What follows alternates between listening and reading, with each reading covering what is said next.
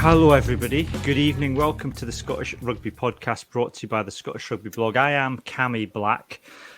We've got a packed show for you this evening. There's been some international rugby, which is always good to have a wee chat about, and we've got a special guest with us, as some of you may see, and we'll come to that in a minute. So at the moment we're live on YouTube, Facebook, Twitter and Twitch. If you're watching live, please get involved in the comments and we'll pick out the best to read out as the night goes on.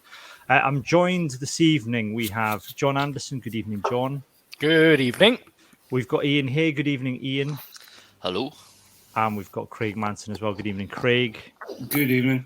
You can get in touch with us, podcast at scottishrugbyblog.co.uk on the email. You can go to the blog scottishrugbyblog.co.uk.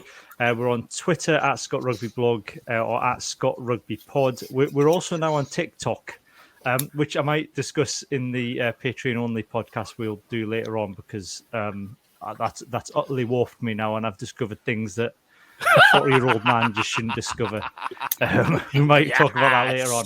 Speaking of which, we do an extra bonus podcast just for our Patreons every week, where we kind of talk about things that have annoyed us in our Hands in the Ruck section. So you can sign up to that for £3 a month, £5 if you want to get in this exclusive Dougie Donnelly Lounge. So that is patreon.com/Scottish Rugby Podcast, and you can get extra bonus content through there. We're going to start this evening. We've got a very special guest with us. We've got Dave Algie from the Raeburn and Utrecht Shield. Good evening, Dave. Thanks for joining us. Cheers. Thanks for having me. That's okay. Now, lots of you probably have seen, because the Raeburn, it's picking up a lot of steam this, Dave, on particularly on Twitter, the Raeburn and Utrecht Shield. It's a bit, I suppose, like I think on the website you describe it as a boxing belt. I think we would probably say like WWE belt. Would be more in certainly Ian's wheelhouse there. I was going to say it's like when Tyson Fury was going on about how he's the lineal champ. Yeah, because he got his title stripped even though he'd beaten Klitschko and all that. Yeah, so I'd say it's more like that. But this, Dave, just explain this to us. So this is a kind of an idea for a new kind of rugby trophy that traces the winningest team back to the very first international at Raeburn Place. Yeah. So it doesn't exist right now, though the reality or what it tracks does. So if you just take the first international match, it was in 1871 between Scotland and England. It was played at Raeburn Place, and Scotland won. So they're your champ, and which is probably quite good news to you guys. And then you trace it from there. So they got beaten the following year by England, and England took it off of them. It was named after that first game, so it's the Raeburn Shield. Utrecht Shield follows the women's game, which was 1982. First match was in Utrecht, but you trace it through all that time. The Raeburn Shield now has changed hands over 200 times, and there's some really interesting bits that you see. Where we were talking about it before we went on air. Romania held it in the mid-80s, which is unimaginable to have Romania holding a world rugby title, but they have. We should just mention the reason that Romania won it, though, was because they lost it to Scotland. Scotland lost it to Romania, I should say, in the 80s. We might kind of feel like having read up on Romanian rugby in the 80s, and now want to do a bonus podcast just talking about communism and rugby in the 80s in Romania. Do we need to bring it back for a stronger Romanian team? I think so. Yeah, I mean that seems to be the way to go, is to get a ruthless communist dictator who's willing to bankroll rugby by kind of giving all the flankers jobs as bodyguards in his own personal army. That seems to be the way to create hasn't worked teams. for the Russian national team as yet. So nice. Well, we'll see. So yeah, but it isn't like you said, David. So how many teams have won it in total then over that time? So you've got quite a few teams. I think it comes through to 12 now. And you're looking at some teams you wouldn't expect. So, Romania, but Samoa have held it as well, Japan. But I think the greatest thing about it is that you don't quite know where it's going next. So I'm a Kiwi. I live in England now, but this year I really hoped that New Zealand were going to get a shot at it, because the Springboks held it at the start of the year. They won it during the World Cup.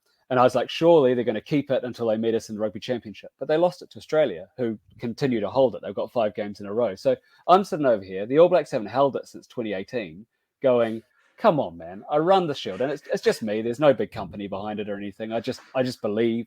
So that's the kind of fun of it. And of course, you've got this like international prize, which doesn't need any additional fixtures. So where there's all these issues of how we're going to fit in extra games. Well, there's none of that with the Raeburn and the Utrecht Shield, because it just goes along with what you've got coming. And if you imagine that you're an All Black right now and you might have 2-3 years in the team, you haven't got a shot. You haven't even got a chance to play for the Raeburn Shield if you knew about it. You'd be itching. When the time comes, you'd be well up for it. Same with your Scottish boys.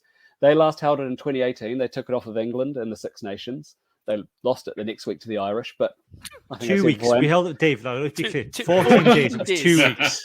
2 weeks. 2 weeks. There you go. So let's not do it in matches. Actually, we want to go by days. The Springboks are the champs. They held it through both World Wars. They you don't want the Springboks to hold the Shield because you'll get a World War or a pandemic. That seems to be how it works. I was going to say there wasn't. Thankfully, someone won it off them before they had stopped playing rugby in the 80s because of the issue. Yeah, could have been a long time. Yeah, no, absolutely. So but it's that thing of you kind of like as a player, if they knew about it, if they understood it, there's that excitement. I think for Kiwis, it's a bit more. They make that connect because we've got something called the Ranfurly Shield in New Zealand that's played in our provincial game, and that you have to defend only when you're away, whereas the Raeburn Shield, if you're playing, you're defending. But that connect and that excitement and that passion links in. And so all I want to do is get the fans on board. And then in the long term, World Rugby will have no choice but to recognise it. So we'll start with the fans and World Rugby can follow. And you're here tonight because obviously we're up against the holders at the weekend, Australia. John, I mean, that's quite exciting to kind of have. I think there's some kind of made-up trophy that we play Australia for. I can't remember what it is. There's is it like a vase? It's like a vase we play them for. Do you know, like we make up trophies for all these fixtures these days, and it's actually nice to have a concept for a made-up trophy. I like the idea of having a concept to be like, all right, so that's what it's actually for, and I think fans will get on board with that much more than the usual. I always remember the England Autumn Internationals a few years ago, and it was the Pilter Cup or something nonsense, and it was like named after a blooming insurance company, and you're like, that means nothing, and they're holding it like, "Way, we won a trophy, yay!" Jog on, guys. Let's get a proper cup to play for. It's the Hopton Cup. Hopton Cup, yeah, and it looks like something that you'd put your nan's ashes in. Hopton Cup. It's like a small glass. It's like a small glass thing with a lid on. Imagine if you guys win this weekend. You can legitimately say that you're at the end of a line of winners from the birth of the international game. Yeah, and legitimately. That's what's nice about it. Yeah. But then we're probably going to lose it to the South Africans. I think it would be more Scottish Ian to lose it to Japan. Yeah. That'd be better, yeah. That'd be good. Who then don't have, and I checked this, Japan then don't have any fixtures set up post the autumn. So it could Japan could hold it till the World Cup the way things are going. Well, because Springboks didn't play after the World Cup for basically 2 years. So I was sat there twiddling my thumbs. And same with the Black Ferns who held the Utrecht Shield. So for 2 years, I was like, I don't have much content to talk about here. It's really tricky. So I've got to be honest, if it goes to the Six Nations, that would probably be quite handy for me, Yeah, it was saying on the site that the Springboks had held it for 694 days over the pandemic since the World Cup. It was like, I mean, surely, based on Ian's Tyson Fury thing, surely there's like a mandatory period, and then you have to renounce your title. If you don't take the challenge. I think it was 7 years during World War II, so they've certainly run it long before. I think that's, to be fair, that's a legitimate reason for not organising an international game of rugby. To be fair, so Dave, this is only kind of capped internationals. So we're not looking at a prospect where back in the day this could have been lost to Munster or South to Scotland if one of these teams turn up. And British and Irish Lions can't win it either. So the way I always describe it is, if you could qualify for a Rugby World Cup, you can qualify to win the Raeburn Shield or the Utrecht Shield. And that's because it's kind of the same idea. It's all about that national competition. And the last time it was won by, I think Japan have had it a fair few times now, have they? And then they have. I'm just having a look back to see when their kind of dates, because actually. Sorry, I don't have it to hand, but Japan definitely held it during the Rugby World Cup, and they also had it in 2013. I think they took it off of Wales, who were on tour. They did indeed. 2013. It was still a capped international, so it counted. But Wales were shy of a few players. Samoa won it again, and this is the great thing, because then you can tie it to these great fixtures, because there's that great fixture between Samoa and Wales in the '99 World Cup. Is it 99 World Cup? Yeah, that's right. So and Samoa won it. We won it. We then took it back from Samoa, and then we promptly lost it to New Zealand within the space of the World Cup. Oh, it does go on a journey sometimes at the Rugby World Cups. But that's actually the nice thing, is it often comes together with the Rugby World Cup. And so, people are often going, oh, you've got your world champs. And like, your world champions are always your world champions. The Springboks remain the world champions. But they've sort of lost their title, if you like, of best team. And so I like to think that you earn it and you hold the Raeburn Shield alongside the Rugby World Cup. And then when you lose that kind of flitters away. And you're still the world champ or holders, but, Presumably, though, I mean, you could. I'm just thinking, in theory, if you won your last game at a Rugby World Cup but finished third in your group, which is not unfamiliar territory for someone like Scotland, yes. then potentially it becomes a separate thing for the World Cup as well. I mean, well, it very nearly happened actually. Japan's last group match in the last World Cup, very nearly they lost it, and still it was real tight. You can imagine, I was sitting there going, oh, come on, just make it out of the group. Come on. Because I didn't care about the teams. I just wanted the Shield to go further. That wasn't a commonly shared sentiment here, by the way. I'm sorry, lads. I'm sorry. Bigger priorities over here. So the other side of this is obviously we've got, and that's the big draw for us this weekend. Obviously, we're fighting for the Utrecht Shield. Raeburn Shield, sorry. The reason I've got Utrecht on the mic, so that's my next question. The Utrecht Shield, then, which is the women's equivalent.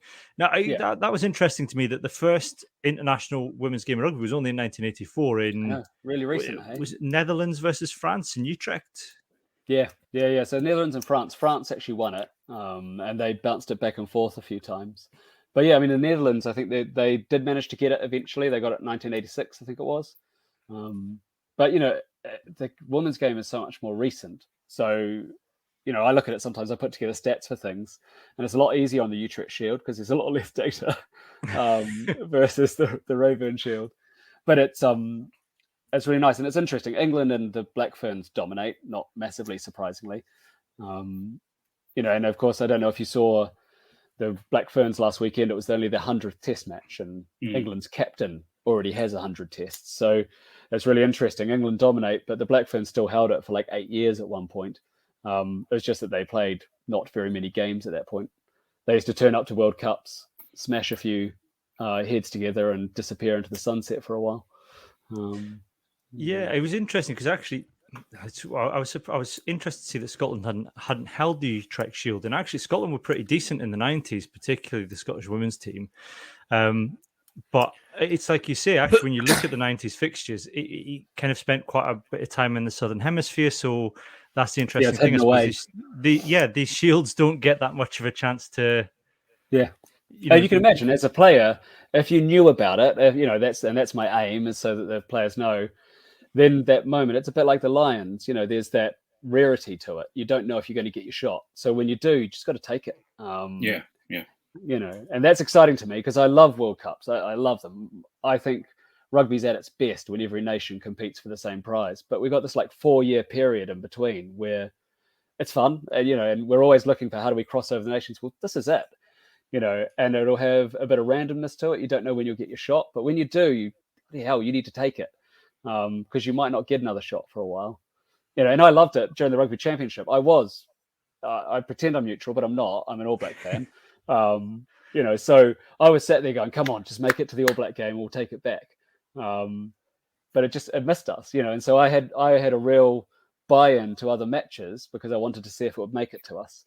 And so I've started putting together, you'll see on Twitter, if you follow the Twitter page, a kind of layout so you can see where the Shield might go. So right now there's 6 different teams that could conceivably hold it by Christmas. And actually, it's really interesting looking at kind of who all of they are. The Wallabies obviously are there. You guys have got it. And then if you win it, you've got to defend it against South Africa and then Japan, and so it's all of that kind of permutations for how you can get a shot.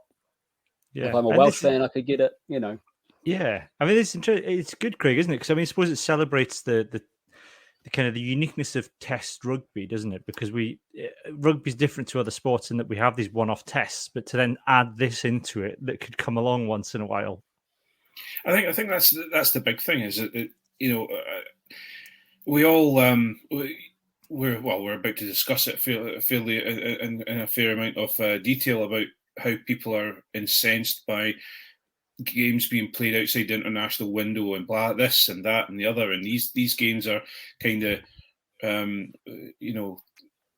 not the best game. You're not going to enjoy this, but having something like that is really interesting, and it gets buy-in from the fans. And as we know, we're always looking for the buy-in from the fans to get as much coverage and as much get rugby out to as many people as it possibly can. Yeah.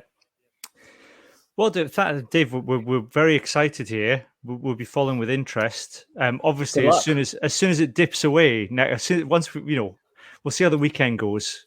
Yeah. I was fairly optimistic, but yeah. I say good luck, but I mean, if you then take it and lose it to Japan, I will be pissed. I'll be happy for Japan, but guys, I need this thing in circulation, so help each other out.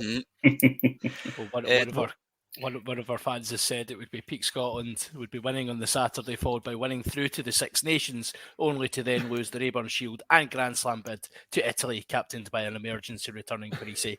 That's the level of optimism Scotland fans work on.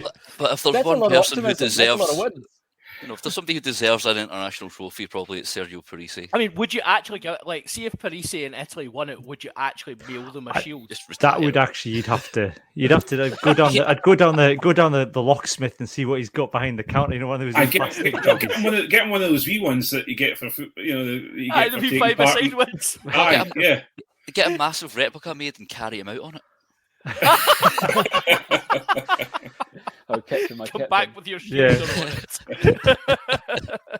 Well, listen, Dave, thank you very much for joining us. We wish you all the best for that. We'll support this. I think it's a great idea, and hopefully it'll get some legs and we can get some momentum behind it and become a thing. But thank you very much for joining us, Dave, and we wish you the best with it.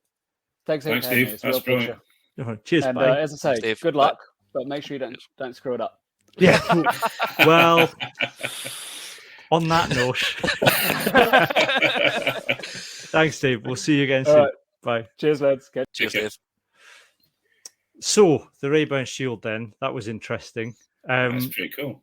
It is cool, yeah. Scotland have only ever managed to successfully defend it twice in a row, just as an aside. So we are not... We've lost it to Romania and I will just say, I looked up that team, and this is the lineup. The Scotland's lineup on the day. They had David Leslie, Jim Aiken, Alan Tomes, Roy Laidlaw, John Beattie.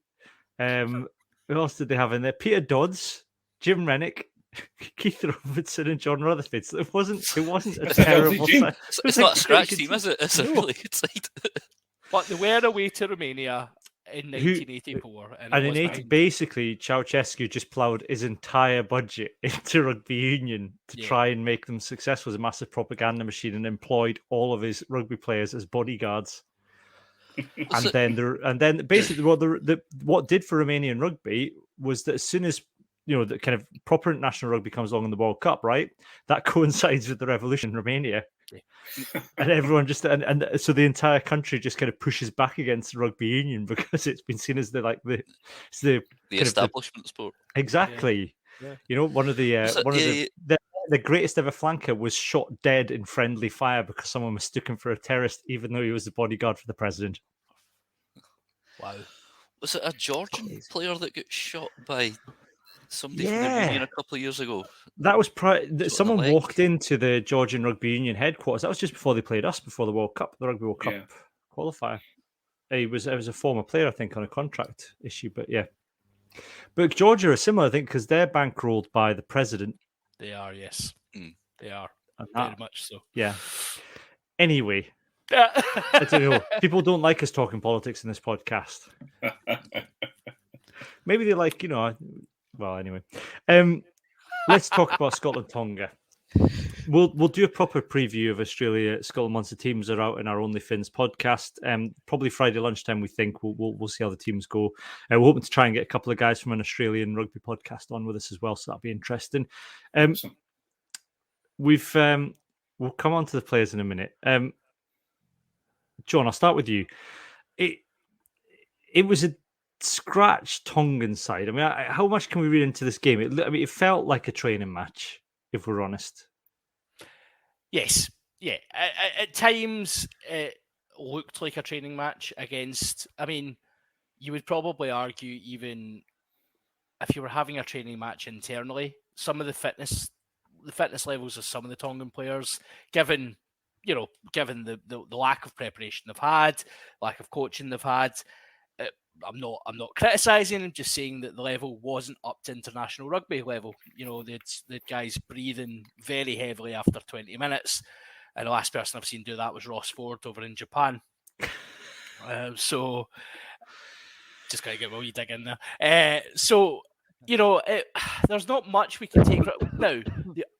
What we can take from it is there was a level of physicality involved from the Tongan side, which it's good that the Scotland boys have been exposed to that. It will certainly have jogged a few for those who maybe haven't had as much rugby this season as they could have. That will certainly have reminded them of the physicality of international rugby, and that will not be a bad thing. But overall, I mean, I enjoyed the game, but I don't think we can take anything from it. Yeah, I mean, Ian, you got pelters off somebody for alleging that the Tongan players had innate ability, which I think your point was that, despite the fact they had no prep time and their coach was missing because he'd been assaulted, they're still very good players. Yeah, because the Islanders, they're not exactly born with a rugby ball in their hand, but they start playing very quickly. So, they have skills. All right, they're not, maybe innate wasn't the right word, but they learn from a very young age to play rugby. And, because they didn't have that cohesion, they were easy to deal with, but they still looked threatening. That opening few minutes, certainly, they caused real problems. And like John said, they pride themselves on their physicality and their pace. And they did show that. And like I said, they did cause us a wee scare here and there. But the lack of fitness, lack of prep made it a walkover in the end. But it was good for Scotland to get some of the young guys out. Especially, Jamie Hodgson seemed to be calling the lineouts, and I thought he did exceptionally well in that regard. So it's probably good to get that first cap under their belt, and so they can be right. That's me exposed. I've played in front of, what was it, 40,000 people I think were there at the weekend. 30 odd. Mm-hmm. So it's a bigger crowd probably than they've ever played in front of before. So that's worthwhile, and also good to get some combos going. Sam Johnson and Tui Pilotu. I very much doubt they'll start next week, but if something happens to Chris Harris, they play together at Glasgow, but they haven't had a lot of time there together, so just that extra few minutes helps. Yeah, I suppose the worry for me, Craig, is watching. I'm not sure that Scotland are going to get that as much time on the ball as they had in terms of a defence coming at them as they got against Tonga, because there were a couple of times where the pressure was on, but there was a lot of thinking time when the ball was coming out of the base of the ruck, and that you're not going to get that against an Australia or a South Africa. Absolutely not.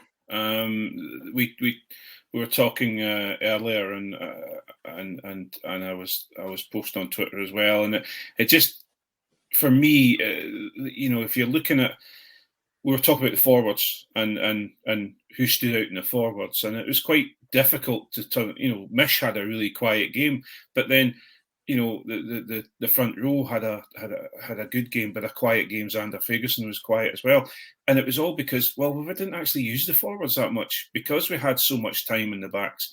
The backs could do what they needed to do and go through it, but it looked very much. This is going to sound really against Tonga because they gave us a huge amount. They gave us a couple of scares, but you could see it almost like a training run. like a team run, and they were going through all the processes, etc. And it was difficult. They get something out of it, but I don't think Scotland got that much out of it. Yeah, I mean, I suppose because Mish got 40 minutes, subbed at half time. It's the first time he played since the Lions tour, so he got one turnover, but he's probably going to compete. I would be, against Australia or South Africa if he starts, he's going to be competing a hell of a lot more for the ball than he did against Tonga, John. Yeah, no, absolutely. I think the turnover he got was in that period that Ian pointed out at the start of the game, where we maybe coughed up possession a bit too easily and put ourselves under a hell of a lot of pressure in our own kind of 22. And Mish sort of just came out and was like, all right, cool, well, I'll sort this out for his boys, and got over the ball. I think like the type of physicality that Tonga were bringing at the breakdown, it wasn't technical, but it was certainly, there was a lot of brute force, and I do wonder if there was an element of, particularly as Mish is going to be key over the next few weeks, it's a case of because we know how easy it is just to twist a wee ankle in those breakdowns or just cause yourself a wee bit of harm.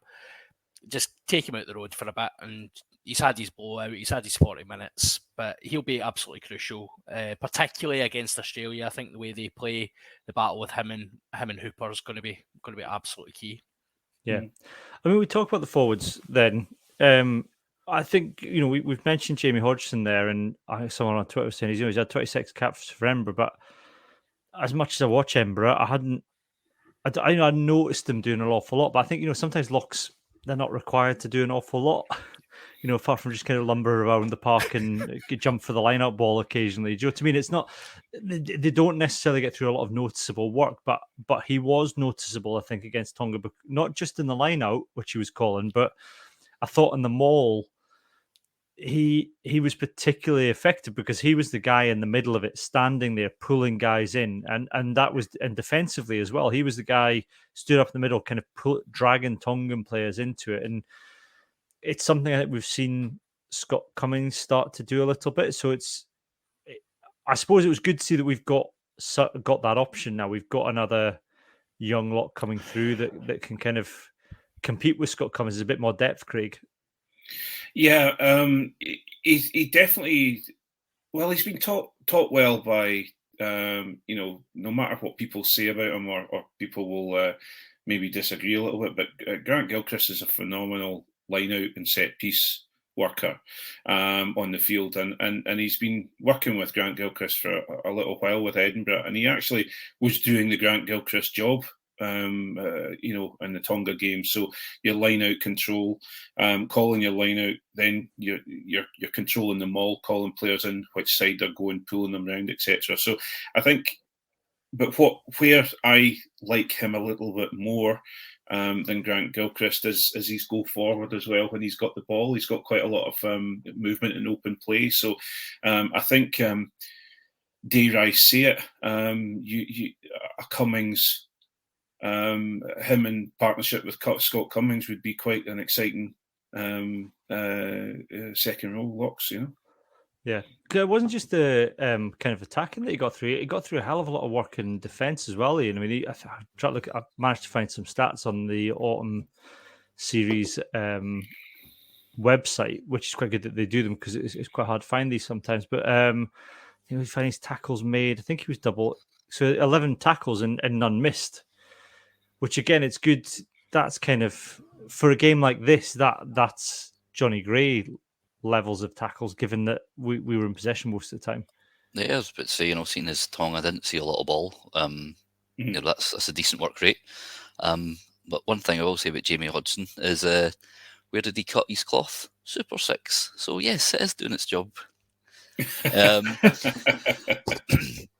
No, he certainly seems a talent, and like Jake was saying, him and Cummings, we are seeing these more mobile locks now. Your James Ryan's, and I can't mind the other Leinster boy that's come through. Ryan Baird, is that his name? I can't remember. There's one of them that's dead fast. Absolutely skinned the Warriors a couple of years ago. So yeah, I think there's definite potential there. He's 23 now.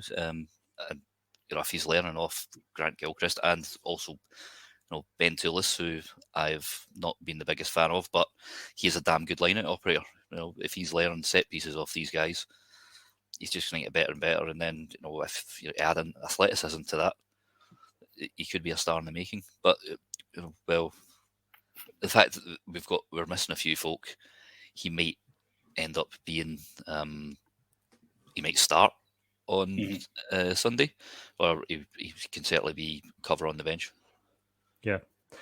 Pierre Schumann, John, I think, I don't think it was beyond a doubt that he was going to be up to standard against a team like Tonga, but, he quietly got about his work, I would say. It was a quiet but effective debut, but maybe sometimes that's what you need off your debut. You don't, it's a way of easing yourself in, dipping a toe in the water of international rugby.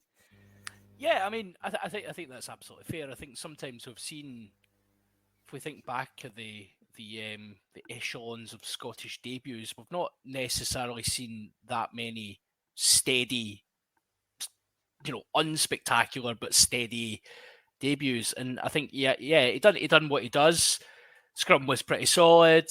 Again, you can't really take much away from it, but he got about some work. He got his try, obviously. It was a couple of decent carries. I mean, he done everything you would expect to see from Pierre Schumann. And I think, certainly the team, Sutherland obviously being, we've not covered it yet, but Sutherland obviously is a way back to the fake Warriors to rest up, having he's got an injury. So Schumann will be first choice now, and I've got no problem with that. And I think it will do him good. He'll find his feet against three very decent sides coming up, and let's see. I think we're all confident he's international class, but proof's in the pudding. Yeah, I think you're doing him a slight disservice. I was just about. I was going to interrupt you, Ian, but I could see Craig's face twisting I remember, slowly. There was one really big carry in the first half and one in the second just before he went off. Of all the forwards, except like Craig was saying, Xander was quiet. And when I was watching it back today, I was like, yeah, Xander's not really well in terms of we use him quite a lot, sort of close quarters. It seemed to be Schumann taking the lead on that, and he made a couple of big thumping hits, and this was through big lads. So I think it was an impressive debut rather than. I'd also sorry, carry on, Ian. No, I was just going to say, it's impressive rather than just sort of quiet, sort of. Certainly above average, I'd say. Yeah, I mean that's. I guess that's what I'm getting. I wasn't saying. I wasn't saying that he did badly or anything. It was just it was an effective debut. I guess is what I'm saying. He did some carries. He put in some big hits. He took his try extremely well to get his body in that position. It was efficient. That's all I'm saying. Do you know? It wasn't like kind of he didn't get on there, and it's hard, I suppose, for a prop. A prop's never going to come on and set the heather light, are they? But well, I think you obviously haven't seen me come on the field, to be perfectly honest. To be fair, I think if it's your debut in front of a crowd for an international team, and you take away your first try on your first debut, I think it's an impressive start. Yeah. What I would say is Pierre Schumann, am I right in saying, gave no penalties away? Nope. Within the game as well, which is impressive again, considering he's usually between 6 and 8 penalties a game, and when he plays Raeburn, that's I'm being disingenuous here, because he will give a pick up. It's usually a scrum penalty or something like that, with just depending on who he's up against. But no, I would say he was one. If we're looking at the standout players, and I'm sure we'll talk about the backs, etc., but he was one of the standout players I felt on the day. I think out of a quiet forward pack, Hodgson, Schumann, Jamie Ritchie all had impressive games, and I think I'm not disagreeing with you just because I'm disagreeing with you and you're Glasgow and I'm Edinburgh. I just disagree with you. I think being a prop, I was quite impressed by him. Plus, obviously I love him a bit. Do you still have the stats there, Cammy? How many scrums was there? Scrums. Let me go. Let's go to the. Let me go to the didn't- match It wasn't a lot. team one. It wasn't Scotland a lot. didn't make a handling error until like the 30th minute or something like Yeah. that. I think the scrum stats are one of these ones where everyone won the road. I mean, the scrums were good. Where we go? I'll find the right open play. I'll tell you something. They're a nightmare to read the stats. Set piece, scrum one. Well, this is the problem with scrums, right? Is that it shows that 100% of scrums won, but the Tonga conceded 2 scrum penalties. Yeah. So yeah, that's the fact that the 2 penalties were, there were 2 penalties conceded is a good sign. They'll come up against Sterner tests, and that's. I know people will be upset that we're going to say it's only Tonga, but I think we have to say it's only Tonga, and it's only a Tongan side, like we've already mentioned, who didn't have their best players there. We're a pretty much scratch side with a thrown together coaching team, and we have to take that into account. The replacement hooker arrived on the Thursday night and then had to come on in 29 minutes and had to play. It's the top Tonga Barbarians second 15.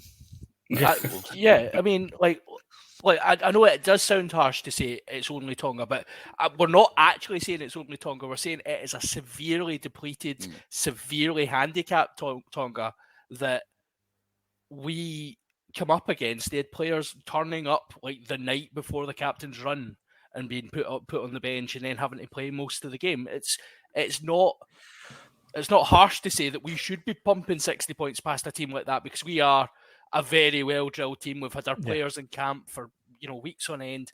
Yeah, there's no disrespect there. It's fact. Yeah. So I mean, I know, like I said, I think Pierre Schumann had a good game. I'm not saying he didn't. It just maybe wasn't spectacular, but that's fine. That's what you. Well, I think that's what you need in your national day. He's got to try, like you said, Craig. He did a couple of big carries. That's great that he did that. Elsewhere in the pod, well, Jamie Ritchie was exceptional. Jamie Ritchie was superb, as always. Superb. Yeah, Oh, magnificent. I really that like offload. Oh, filth. Oh, he's still my beating heart. I don't know. You'd find. I tell you what, back in my day, you'd find that offload down the back of a bush down some railway sidings. It was so filthy. If you're in the video shop, you're having to go through a curtain. Yeah, absolutely. We'll have to take the plastic off the cover. What really impressed me was his communication with the referee. Yeah. And actually, I think it works for Jamie Ritchie, because I think some of the things in the past he's suffered with is losing the head. Yeah. When he's focused and he's we all know the punch when he got actually smashed in the face against France for winding up his opposition number and getting them red carded. But there have been times when Jamie Ritchie's lost it, so to speak, and has maybe overplayed a little bit. And I think the captain's role suits him in that regard, because the way he was talking to the referee was very mature, level-headed. He was asking questions. He wasn't accusing. His tone was really neutral, and he was getting a lot back. And I know it's Nick Berry, and South Africans have got their views about Nick Berry, Craig, but that was a very mature captain's performance, particularly with regards to the way he managed the referee. Yeah, and it shows. And this, I was going to say this is no disrespect to Stuart Hogg, but I guess it's probably going to sound like it. It shows having someone within the forwards being captain is a very handy, very comfortable thing to do. What I would say is just as I've always loved a bit of Jamie Ritchie. He's a bit like Xander, where he likes a bit of niggle, and he looks as dangerous as he looks dangerous when he's got his gander up and he's wanting a bit of niggle, but actually, just as you say, it suited him, the captaincy or the or the co-captaincy, and I think he wanted to perform and pull the team forward on Saturday, and it showed. And I was really impressed with him. Yeah. Anybody else from the forwards, John, from you that stand out, or the bench? I would just give big kudos to Nick Haining for coming on at outside centre and doing all right. I thought he took his try very well for a guy who, again, hasn't played any rugby this season, I don't believe. So came on and done his thing. Jamie Lyle said in commentary it was his first game since March, which I take to be the victory over France. So Nick Haney was a funny one because again that felt like the kind of performance that I thought he carried really well. He took his try well. I think Nick Haining has the potential to be a very good 8 for Scotland. But it's about consistency. That first Ireland game he played, he was superb in that game. I think that France game again, you mentioned the last game he played. Again, I thought he was superb in that game. There's been a couple of games though, I think, where he's maybe been a bit quiet or subdued, and I just wonder whether or not there's a bit of a Chris Harris effect going on here that actually Nick Haining might have found his feet in international rugby. Yeah, I think as well. He's behind Bill Mata in the pecking order for his preferred position. So maybe with a better run of games, he could maybe find a bit more consistency. If we only really see him in internationals, you just drop him in. You're kind of waiting to see what happens. But he has usually performed pretty well. I think there was a game against Italy in the Autumn Nations Cup. He wasn't very good. Like he said, he was quiet, but so far he's not really let us down. But it is about getting, if he could, not that I'd wish injury on no Mata or anything, but if he could somehow get ahead of Bill Mata, who is an incredibly good player, and show that, yes, he deserves that jersey over Matt Fagerson, it would be an interesting tussle. I suppose that's the thing, though, Craig. We haven't settled on an 8 yet as Scotland. I know Matt Fagerson's probably the guy in possession of the jersey, and although, again, he was somebody that you look back at the stats, had a hell of a game without necessarily looking like he was having a hell of a game at the time. I think he was kind of top the stats for dominant tackles and put in some big hits and big carries. I can't decide whether or not we're struggling to find someone to fit an 8 jersey, or it's just that we've got so many options, it's hard to settle on someone. Yeah, it's difficult because I think that there's a mixture of two things. Obviously, apart from the noise from the West Coast about Fagerson and the number 8, and he's the 8th of choice, and how dare we ever consider anybody else? He's ruthlessly efficient. He is, he comes onto the pitch and he plays his game. And he, no matter whether it's a Glasgow Warriors game or whether it's a Scotland game, he will do exactly the same thing. He'll come out and give it everything. And just as you say, Cammy, if you actually look at his stats, he's actually doing a fairly decent job. I'm underplaying him, Ian and John.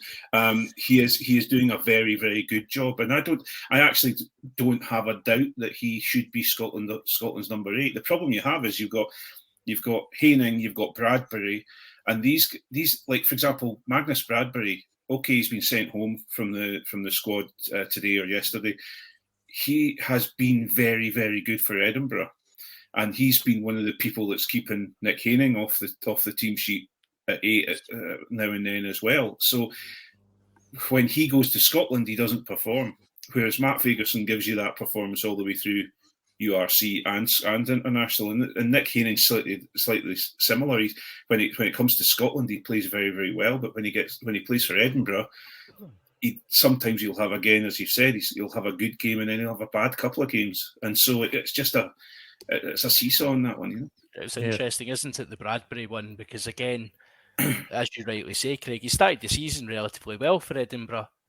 But yet again, he's went into international camp, and yet again, he's been sent home with no game time. You think some of the better Scotland games that we've had over the last few years have probably featured Bradbury on form.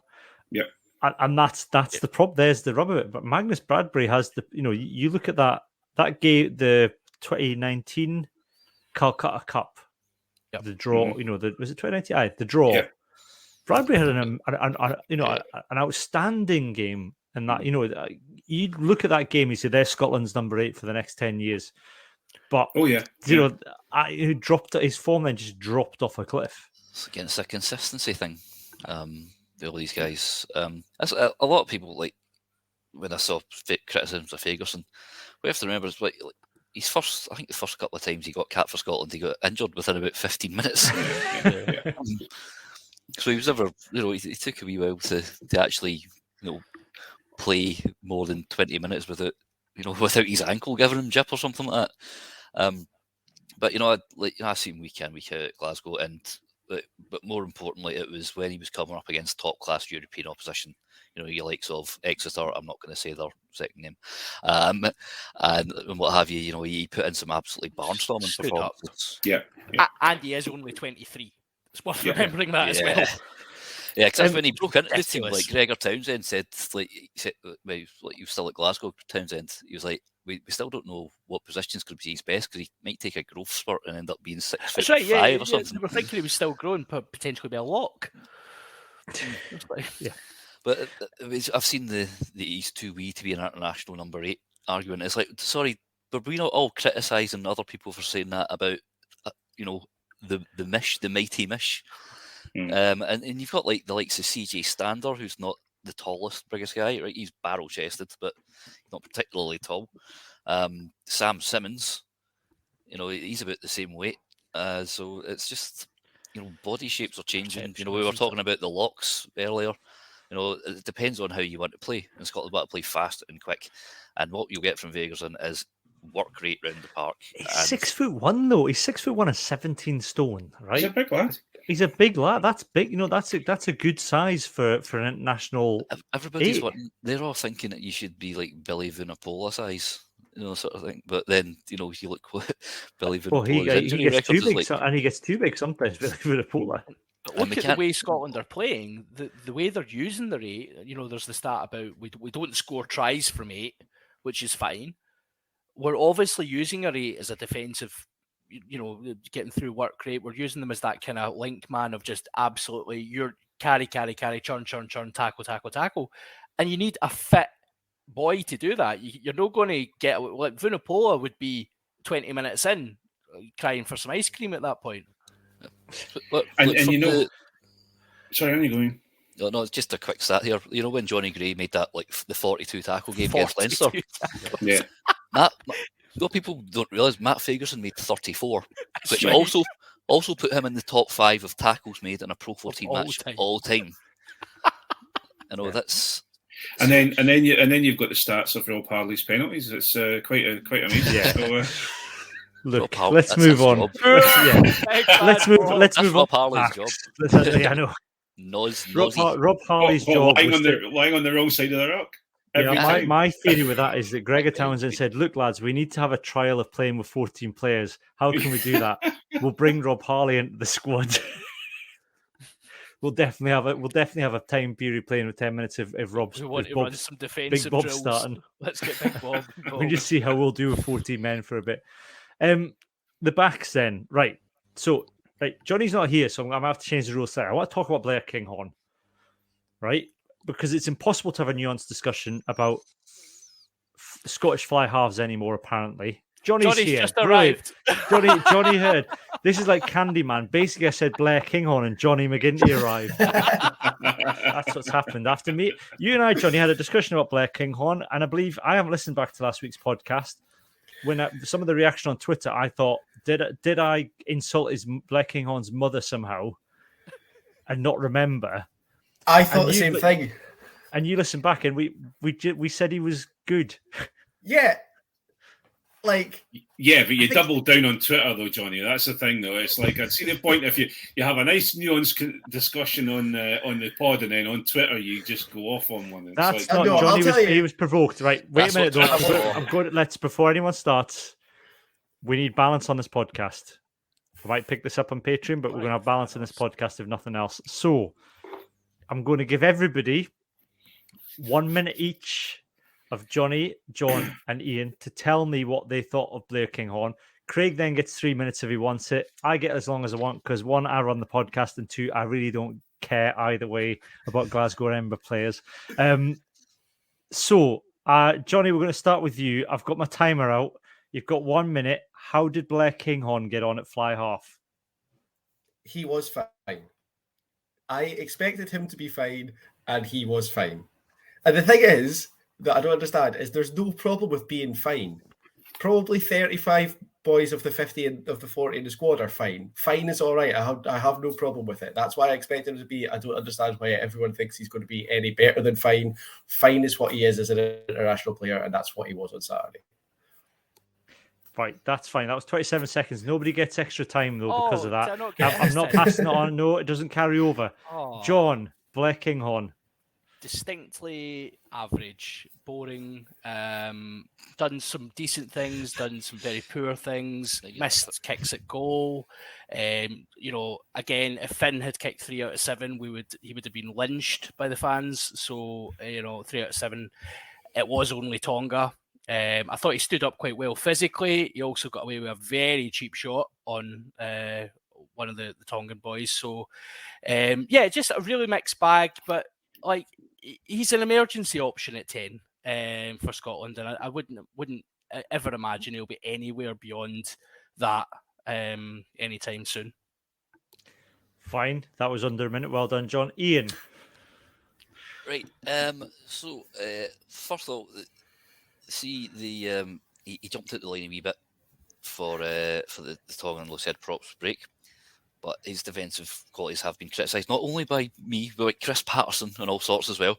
Other than that, I thought his restarts were exceptional. He gets so much height on the ball, it gave Kyle Steyn and Jamie Ritchie plenty to chase. His pass out to McLean was nice and accurate, but we'll talk about McLean later because oofed. His cross kick for Steyn's hat-trick try, he got a wee bit lucky with the bounce, but it was it's a sensible kick.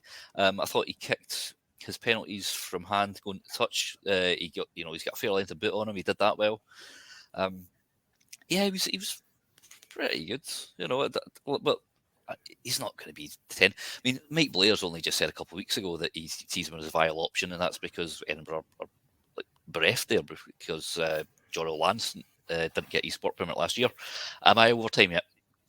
No, you've got 10 seconds. All right. He nearly got an intercept pass, but he played well. I prefer him from further back because he can run from deep. I'm muting you now. Your time's up. Craig, Blair Kinghorn. I agree with some of the things that have been said. I think Blair is a combination of 3 players. They've brought him into 10. They've given him he plays on the wing and he plays fullback. I disagree with John because I think he will be seen on the bench for Scotland because we're going to probably be playing a 6-2 split, especially against South Africa, and we're going to need cover for wing, 10, and fullback.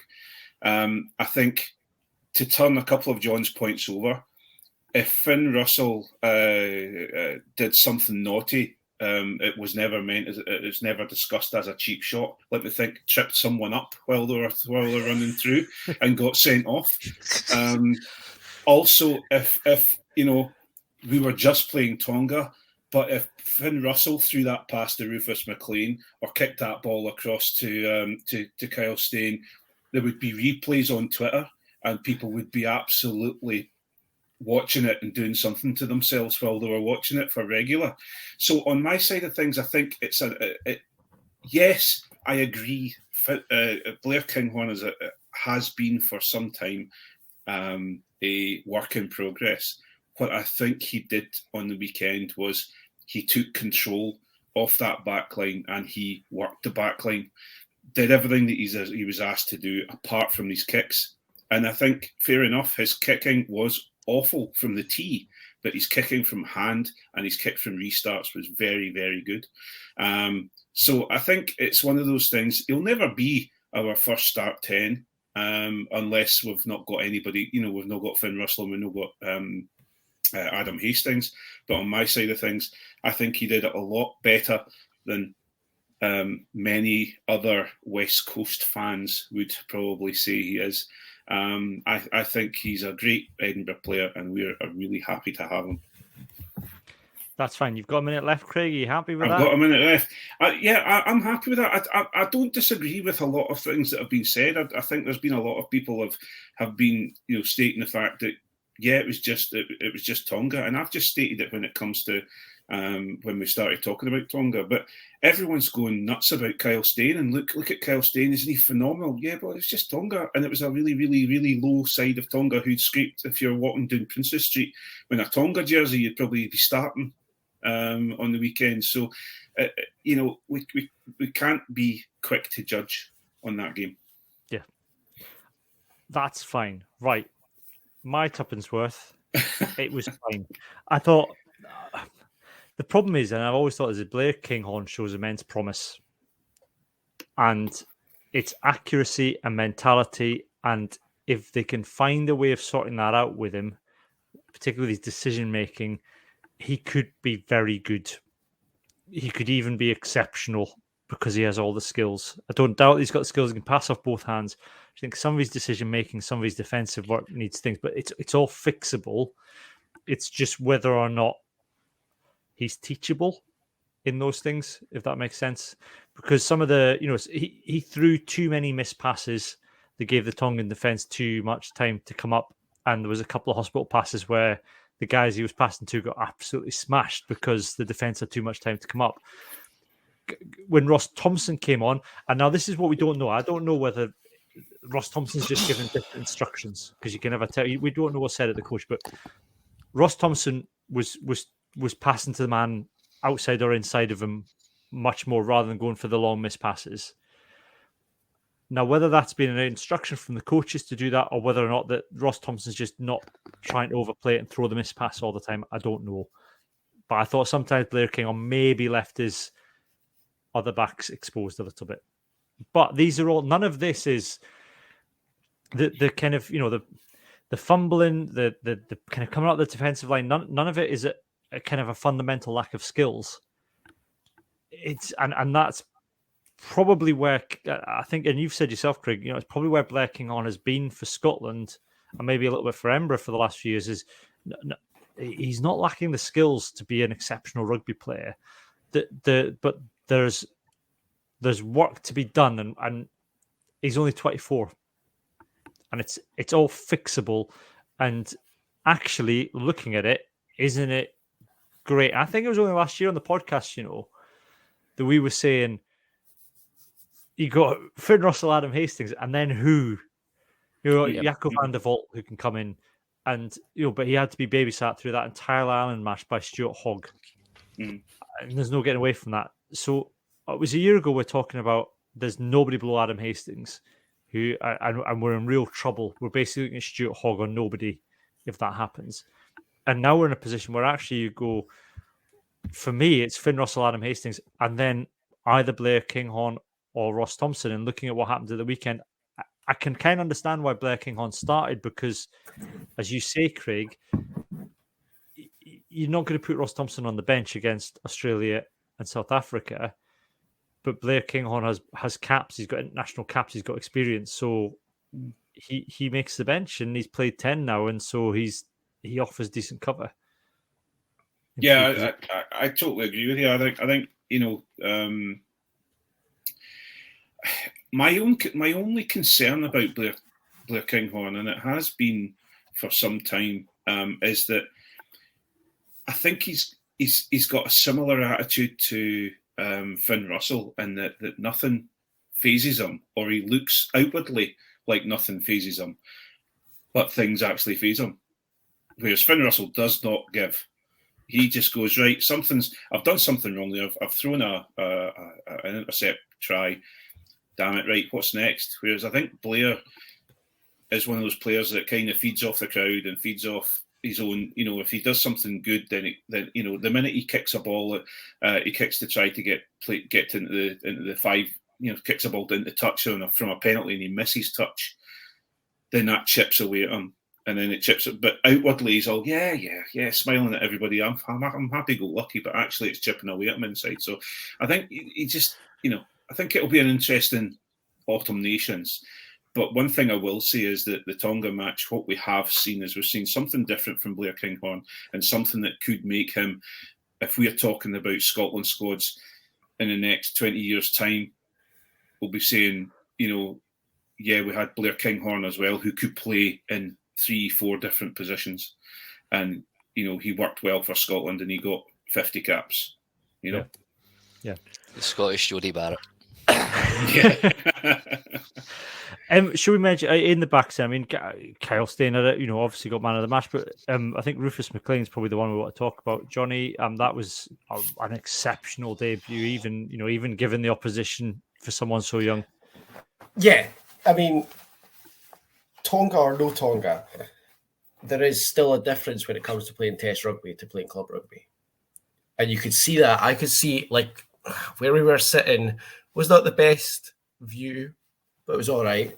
And a couple of the debutants you could see were sort of a little bit slow. Would be looking around momentarily at the breakdown for where they were meant to go. And I saw a couple of them getting pushed around, dragged around. Rufus McLean looked like he'd been doing that for years, slotted straight in. Didn't really see him have any of that kind of problem, was up to speed from the word go, and looks like he's more than ready for international rugby. So. And he's a bit like Darcy as well, Craig. I mean, because Darcy was smashing his rucks as normal, despite he's only 5 foot nothing and weighs like a carrier bag. And Rufus McLean's got that as well. As for small wingers and fullbacks, they can hit big guys quite hard when they want to. Oh yeah, Darcy's always been a very, very strong. He looks almost too strong for his size to strength proportion is quite is off. You don't expect someone that small to be so strong. But I think Darcy suffered from a bit of oh my God, what am I going to have to deal with in the 1872 Cup? Seeing Walter Fafita just running down the wing towards him, and he got smashed 2 or 3 times. And I thought, I hope Darcy's. But he did enough. I think the thing is, he did enough. He did enough to put him off his stride and just give him enough of a knock so that the next guy covering. Yeah, I mean, it'd be no good if that was on the try line. But it was the first one that happened where it was quite early on in Fafita got loose, smashed Graham, smashed Kinghorn, and then it was just there was just bodies strewing everywhere, and he's kind of just tripping over people at this point. It was magnificent. Mm-hmm. Loved it. But yeah, I think the only problem you have though is again, who do you not start on the weekend to give Rufus McLean his start? Because the back three is a you've got a British and Irish Lion, you've got another British and Irish Lion, and you've got Darcy Graham, who I feel should be a British and Irish Lion. So it's I would say you're probably going to see Van der Merwe, you're going to see Hogg, and you're going to see Darcy Graham starting. So has he done enough to move one of them off the wing? I think he comes back in for Japan. Yeah. Oh yeah. But I think you're right. I think, I don't. I actually struggle, John. I would say I would struggle to see Kyle Steyn making the squad at the weekend. I was going to jump in with I respected Craig's 3 minutes with the talking baton when he was making his riposte to us, and I respected that completely. I am certainly not one of these people who's been sitting saying Kyle Steyn is now the greatest thing in the world ever. He scored 4 tries against a scratch side. Brilliant, right? Cool. He got the beers in afterwards. That's excellent. Well done to him. I think he didn't let anyone down. He done what he does well. His kick chase was good. But is he as good as Darcy Graham? Is he as good as Duhan? No, he's absolutely not. He's another option in the back three if we happen to get a few injuries.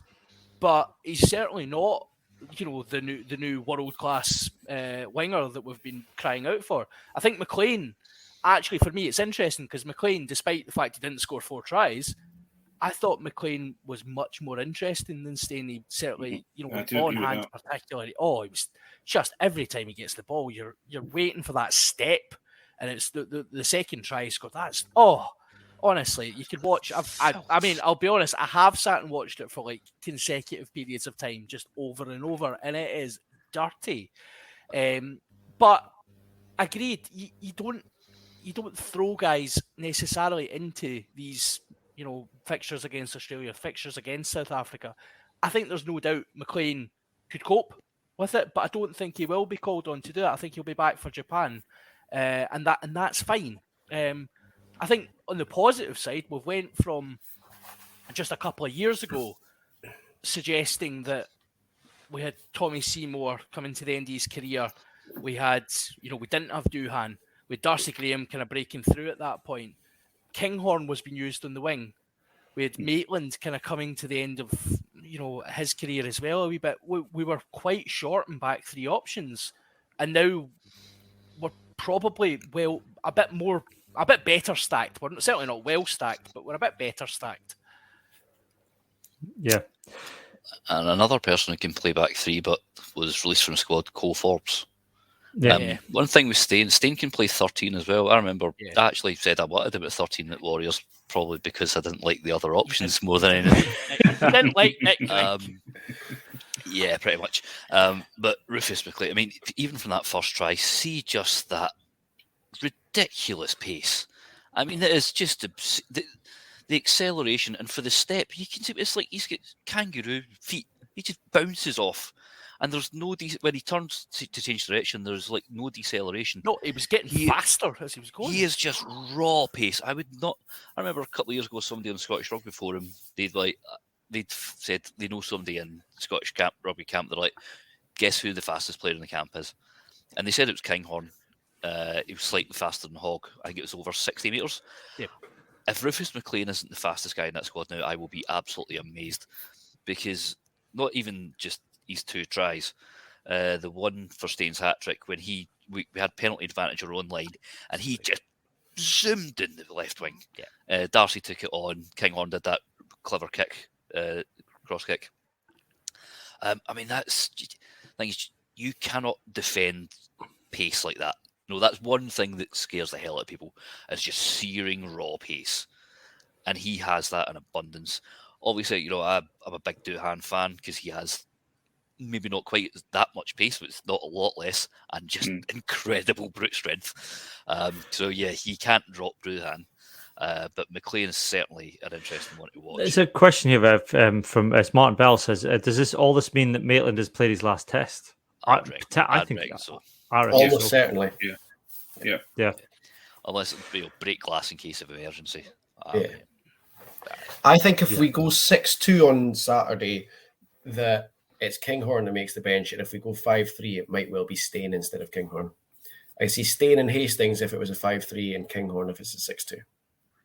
Yeah. Just purely because, like Ian says, Stain is a solid 13 as well. So he's an option for centre or back three if we've got a 10 on the bench. If we don't, then Kinghorn's got to do sort of 10, 11, 14, 15. I think we'll go 5-3 on Saturday.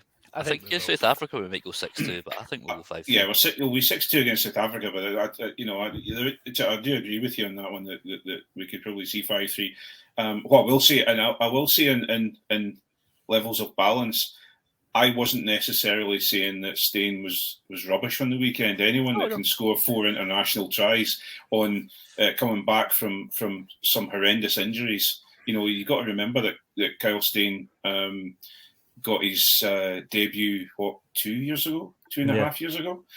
So to come back and do something like he did, he's done a fantastic job, and I certainly, just as we've just discussed, if we're sitting there if we don't have what I would say are our first choice back three, he has got a very, very good chance to win. But I agree with Johnny, bring him at the centre. The times that I've seen Nick Grigg in a Scotland shirt, I would probably prefer to see Kyle Stain. Speaking of centres, very briefly, Nick Grigg in a Glasgow shirt, I prefer. very briefly before we go this week for our non-Patreon listeners. Speaking of centres, Sione Tuipulotu, I thought had a good game. I thought kind of seemed to have slipped below the radar, and he was involved a lot with the setup for the tries. He almost got a turnover. I thought he carried well. I think I'm not all of a sudden decreeing that he's going to be the next 13 for Scotland because I don't think he's there yet. But he's certainly up to standard, Ian. Yeah, he looks a hell of a prospect. He can play wing as well. He's strong, fast. But we haven't seen a great deal of him. But obviously, Townsend must rate him highly if he brings him in that quickly. But no, he was very solid. He does look like a player. He looks like a baller, as we say. But the thing we are now having these options at club level and international level. I mean, the recruitment over the summer for Glasgow, I think, has been excellent. And we still see Josh Mackay coming in, who by all accounts looks like an incredible player. So exciting things ahead, hopefully. You could sell tickets alone for the Josh Mackay, Rufus McLean race. and get a cheetah involved as well. That's why they've got a running track around Scotland. They're going to get cheetah like they did with Brian Habana that time. We're up in Brazil. What's the fastest animal you got? It was a wee shame for Habana as well, because obviously it's racing a cheetah, and then in the 2007 World Cup he gets absolutely smoked by the USA winger, absolutely put out to pasture. Sit down, son, you ain't no cheetah. It was absolutely spectacular. Yeah. Anyway, on that note, we're going to say goodbye to our. Ian has a point of order. One last little bit of news. Did you see that the Welsh Rugby Union have said they are going to offer 10 professional contracts to women players? Yep. And I think there's going to be another bunch on sort of semi-pro contracts. I was going to ask if we'd discussed that before I was here, because that's great. No, we haven't. I tell you what, that's great news. Scotland should do it. Let's have a rant about it in the Patreon podcast. Let's stick a pin in that. But we'll say publicly, yes, Scotland should follow suit. I think that also New Zealand have issued 105 professional contracts to women's players because they've set up a whole tournament. So there we go. The SRU are going to have to do something to keep up. Get a finger move, SRU. Yeah. So anyway, that for this week for our non-Patreon listeners, we'll say bid you farewell. We'll be back on Friday lunchtime with our Australia and Australia-Scotland preview podcast, hopefully with some special guests. Apart from that, we'll be back next week with our review. But for the moment, it's goodbye from me and goodbye from Johnny, John, Craig, and Ian. Bye. Ciao. Goodbye.